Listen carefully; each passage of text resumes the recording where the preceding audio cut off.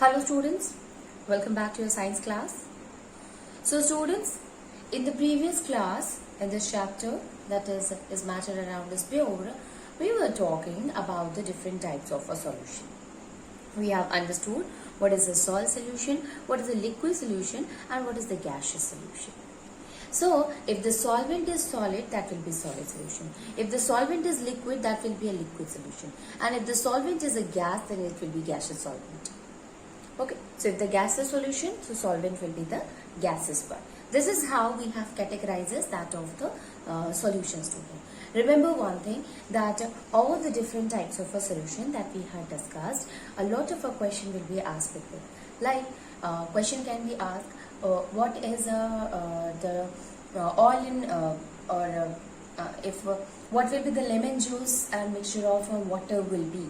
So yes, it will be a type of a liquid in a liquid solution. So what is the solute there? What is the solvent there? So solute is that of the lemon juice is the solute and water is the liquid. If the question is asked like if it is a cloud or a fog is there. So what is the solute here? What is the solvent here? So solvent is the gas which is in a more amount, and the liquid is the solute here. So such kind of a question can be asked on the basis of the example. So you must see all the examples which is related to it, or even if the question asked, so try to check it that what is present in a more amount in a large proportion, that will becomes under solvent, and which will be present in a less proportion or less amount, that will come in a solute one. Okay, so this is how we have categorized the different types of a solution. Now if we talking about the solution are also having a property. Some properties are there. On the basis of that we can say that the given thing is what? It's a true solution. Remember that when we are talking about the solution, here we are simply talking about the true solution. So what is the properties of the true solution?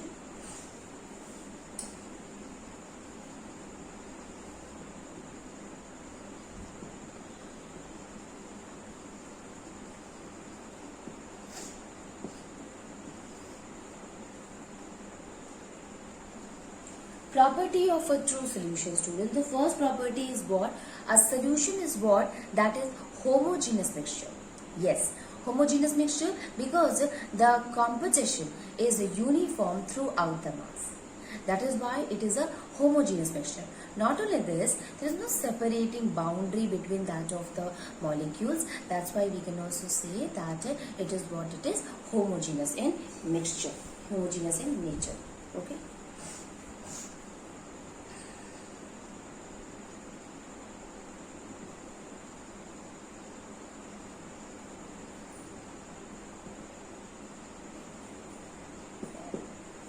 Okay, these are what? These are homogeneous in nature. It means the composition is uniform. Second one is that the solute particle of the solution, it is what? It is a true solution. How can we say that? That it can easily pass through that of the filter paper. It means it cannot be separated with the help of the filter paper. So the second one is that solute particle in a solution, the solute particle in a solution easily pass through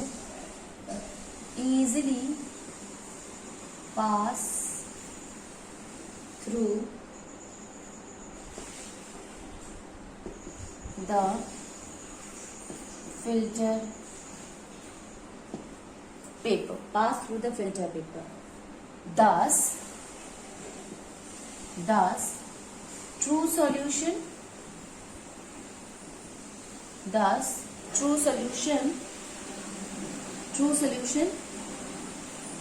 cannot be separated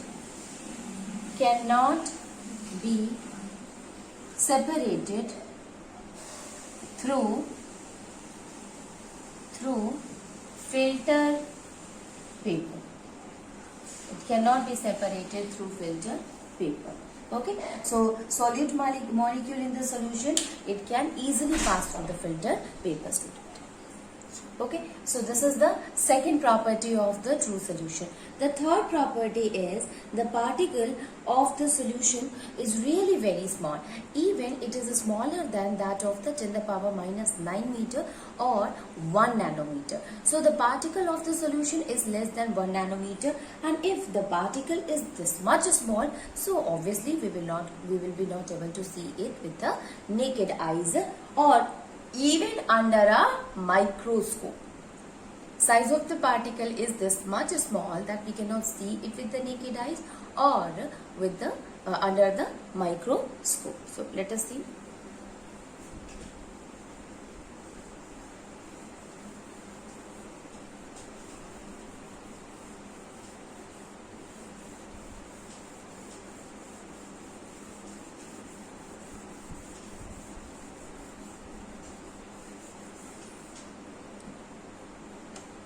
So, the particles of the solution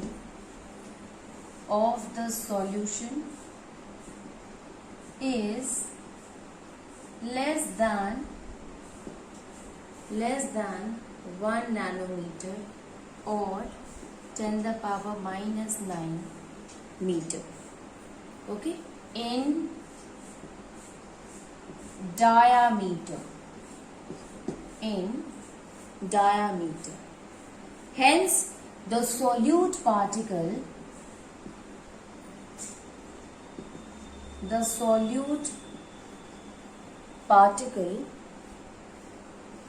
in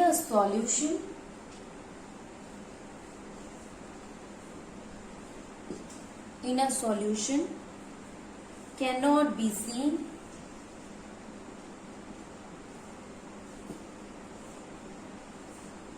with the naked eye or even under the microscope. So we can say here that the particle of the solution is what? It is less than 1 nanometer or 10 to the power minus 9 meter in diameter. And the solid particle of a solution, yes, we cannot see it with the naked eyes because of the size of the particle is so small. Okay. The fourth property that the composition is uniform. There is no the composition is uniform means what? The property retained in everywhere throughout that of the solution. So if we talk about the property of the solute, it retained in the true solution. So if we take a small amount from anywhere of the, suppose we have taken a glass in which we a glass of water, and when we add 2 to 3 spoon of sugar in it, it will be sugar solution. Sugar has properly mixed with the water. Now if you take the small amount of the sugar solution from any part of the glass, so doesn't matter, the sweetness, the taste that will retain, that will remain present from wherever you are taking. Okay, so we can say that the property of solution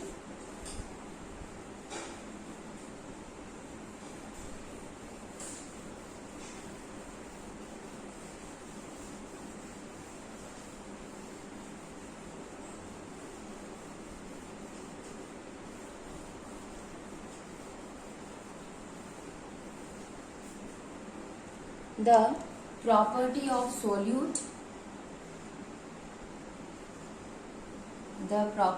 of solute are retained in true solution. Thus,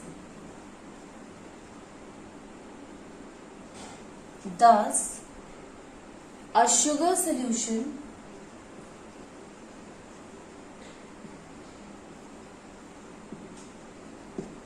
Thus, a sugar solution is sweet in taste. Is sweet in taste and the sweetness present in everywhere in water. The properties of a solute are retained. So the properties, it is not like that somewhere the particles are more, somewhere the less. That's why we can say that the properties, it remain equal, it retain. The next property is the size of the particle is really very small. And being very small, it is not having the capability, or we can say that it is not able to scatter the beam of a light when passes through it.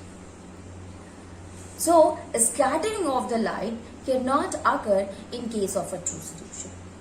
Suppose you have taken the sugar solution, and when you pass a beam of a light through it, you will not find that the path is visible to you.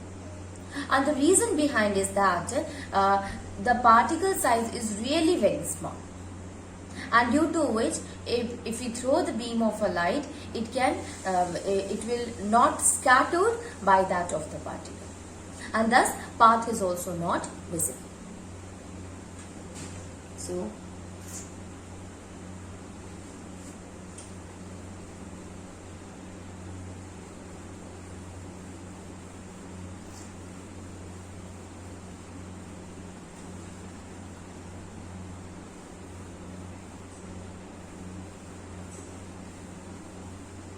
So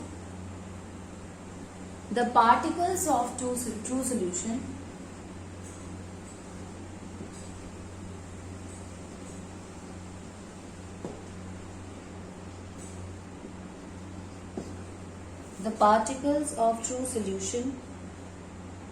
do not scatter light.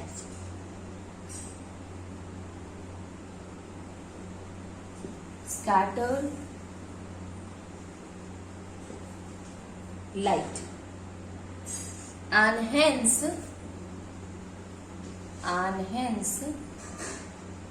true solution does not show Tyndall effect.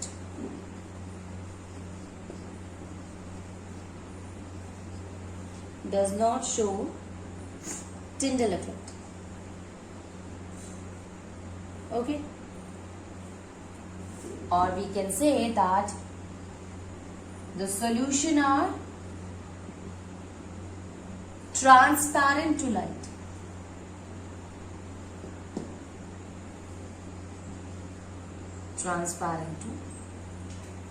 So particle of the true solution, it do not scatter the beam of a light, and hence true solution, it does not show the Tyndall effect. While the solution is what? It means we can say that the solution is transparent. It is because of that it do not show the Tyndall effect, that is the scattering of the light. Okay, when we kept the true solution as it is, suppose you have taken that of the sugar solution, when you leave it for some time, did you find that the sugar gets settled down at the base of the glass inside that of the water? No. So, settling of the particle does not occur in case of the true solution. The particles do not get settled down when we left it undisturbed for some time. So, this is also another property of the true solution.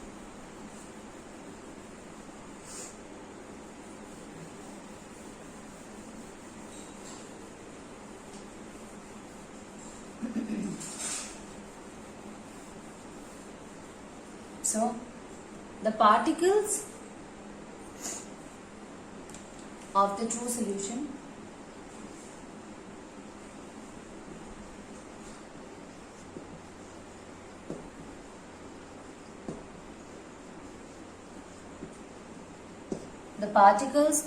solution do not get settled down.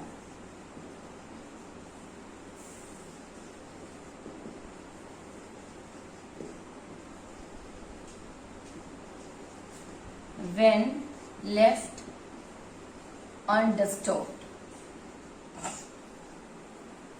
When left undisturbed. This means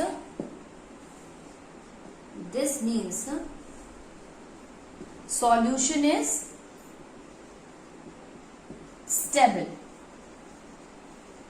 It means that the solution is what? It is stable. Okay. Say, since they do not, settling of the particle does not occur. So the solution is what? That is stable. Other thing, it is generally transparent. However, sometimes it is what? Colored or colorless. Generally transparent.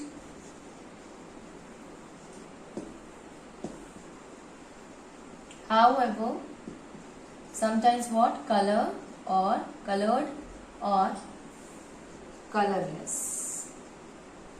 Colored or colorless. Okay. So generally what? It is a transparent one.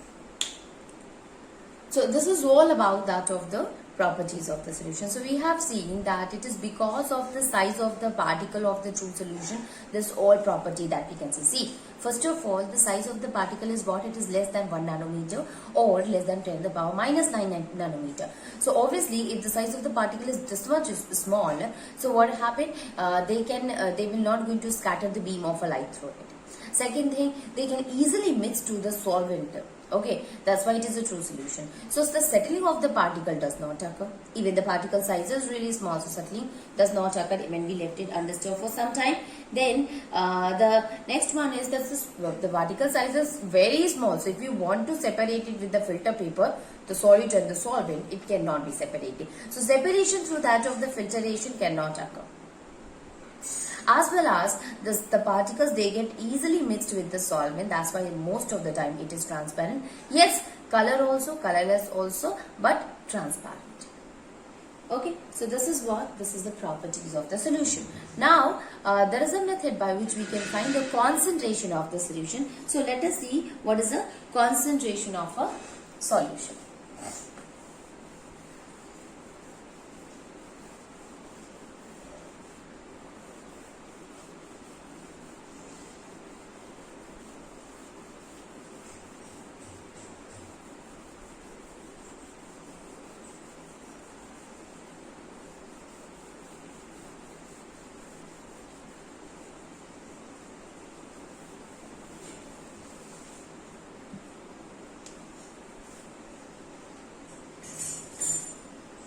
Concentration of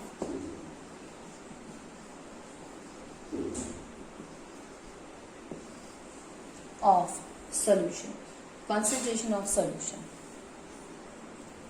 Now, if we talk about the concentration, what does that mean? It means relative amount of solute and solvent. Solute and solvent in a solution. Relative amount of solute and solvent in a solution. That is the concentration of the solution. What does that mean? We can call a solution as a dilute solution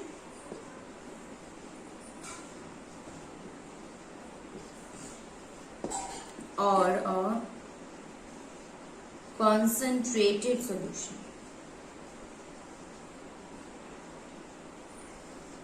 Dilute solution or concentrated solution. So the solution in which the amount of solute is less than that of the solvent, that kind of a solution is called as a dilute solution.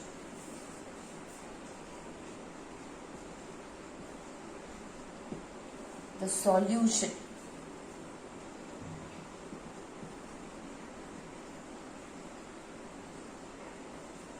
amount of solute is less than the solvent. Less than the solvent is called dilute solution, and the solution in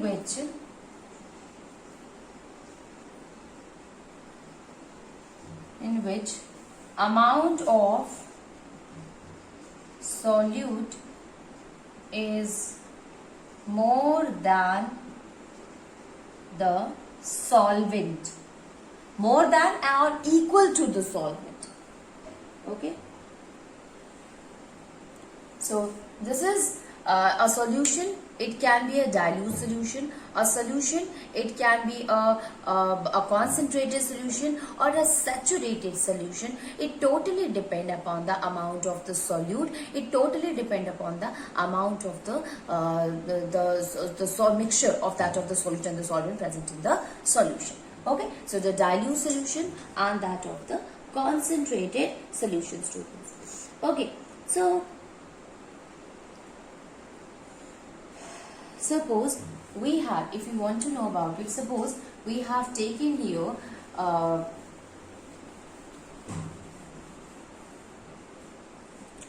we have taken 100 ml of water,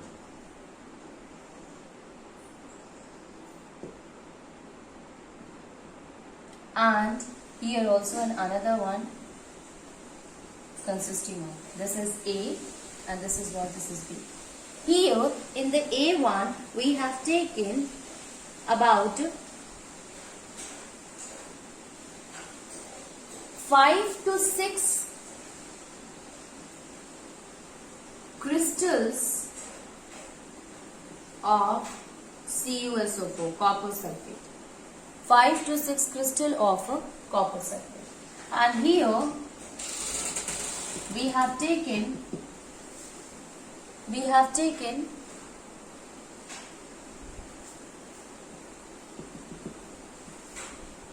15 to 20 crystals of copper sulfate. So obviously the blue color which will appear, it will be much more in this one than that of the A. What kind of a solution it is? It is a concentrated solution. And this one is what? It is a dilute solution. Okay? That is the dilute solution. So if only few crystals of a copper sulfate has been taken, that is a dilute solution. And if more than that, obviously if a more amount of a solute will be taken, it will make the solution as a concentrated solution. So how we will come to know that this is a concentrated? Obviously with the color. If the dark blue color solution is formed, that will be the concentrated solution. If a light color is formed, that will be a dilute solution. Okay, so concentration and the concentrated and the dilute solution is there. Now let us find out the concentration of the solution, and how we can find it by the 3 different methods. The first one is the mass percentage, the second one is the volume percentage, and the third one is mass by volume percentage.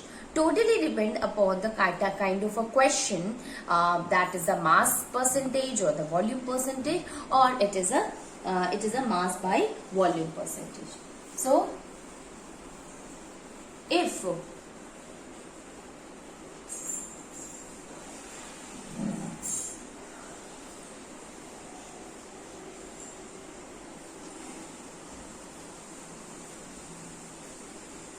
mass is given, student, of the solute is given and mass of the solvent is given, so at that time we will going to find the mass percentage, and mass percentage will be equals to what?